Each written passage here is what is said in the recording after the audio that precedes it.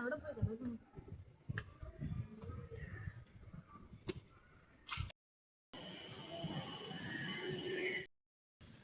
എടി ഗോപിക, നീ അവിടെ എന്ത് ചെയ്യാം?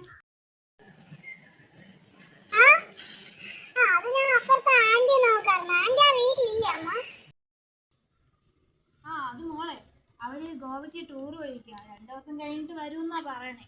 ഞാനേ താഴേക്ക് പോവാം, നീ സൂക്ഷിക്കണേ.